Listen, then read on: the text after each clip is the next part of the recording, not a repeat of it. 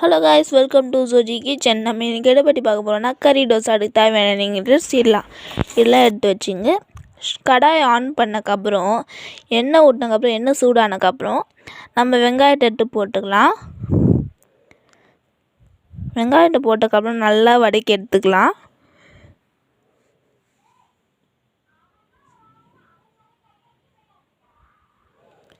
நல்லா வதக்கி எடுத்துக்கலாம்.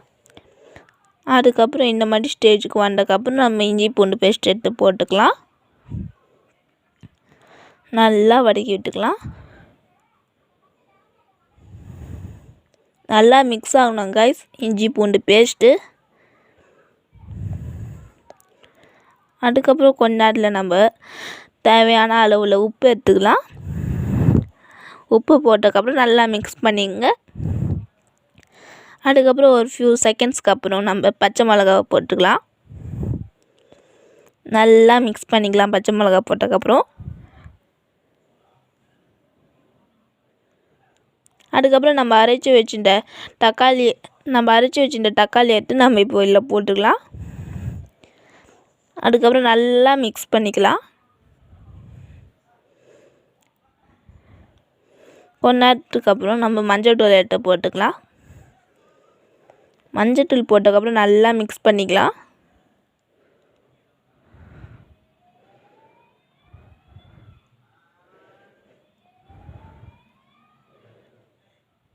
இங்கே பார்த்தீங்களா காய்ஸ், எண்ணெய் திரிஞ்சு வருது.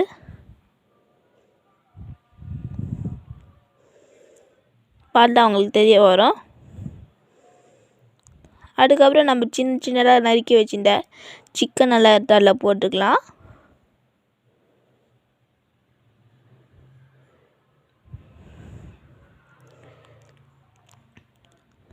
அதுக்கப்புறம் நல்லா மிக்ஸ் பண்ணிக்கலாம்.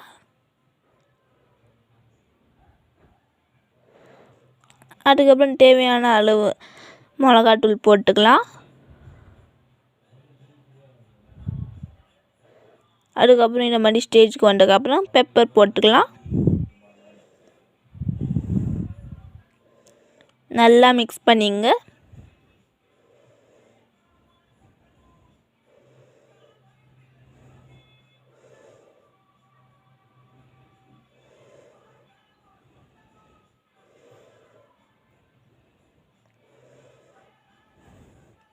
கைஸ் இங்கே பாருங்கள் கைஸ், நம்மளுக்கு நல்லா வந்துருக்கு. இந்த மாதிரி நம்மளுக்கு ஒரு சாலிடான ஸ்டைலில் கிடச்சிக்கணும். அப்போ தான் நல்லாயிருக்கும் கறி தோசைக்கு. இங்கே பாருங்கள் கைஸ், என்ன நல்லா திரிஞ்சு வருது.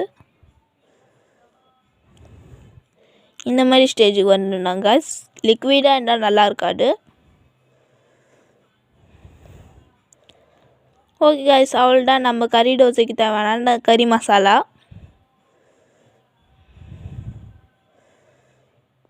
இப்போ நம்ம தோசை செய்யலாம். ஓகேவா கைஸ், தோசை நார்மலாக செய்கிற மாதிரி தான் செய்யணும் கைஸ்.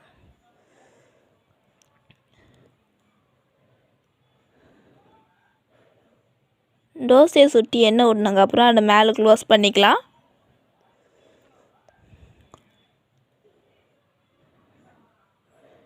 அதுக்கப்புறம் நம்ம செஞ்சு வச்சுருந்த அந்த கறி தோசையோட மசாலா விட்டு நல்லா போட்டுக்கலாம்.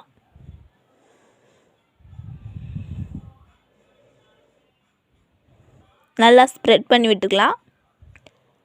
அப்போ தான் நல்லாயிருக்கும்.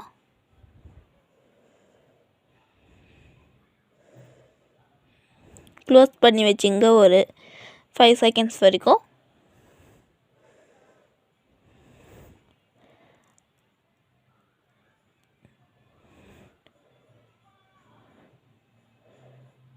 அதுக்கப்புறம் தோசை எடுத்து டர்ன் பண்ணி விட்டுருங்க.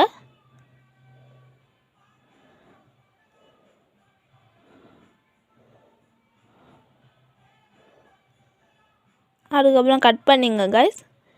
அவ்வளோதான் கைஸ், நம்ம செஞ்சுட்டு இந்த கறி தோசை ரெடி. இதோட ரெசிபி ரொம்ப சிம்பிளாக இருக்கும், ஆனால் டேஸ்ட் ரொம்ப நல்லாயிருக்கும். இதை போய் நீங்கள் கடையில் வாங்கினீங்கன்னா 700 ருபீஸ்ன்னு சொல்லுவாங்க. நாங்கள் கூட ஒரு தடவை ட்ரை பண்ணோம்.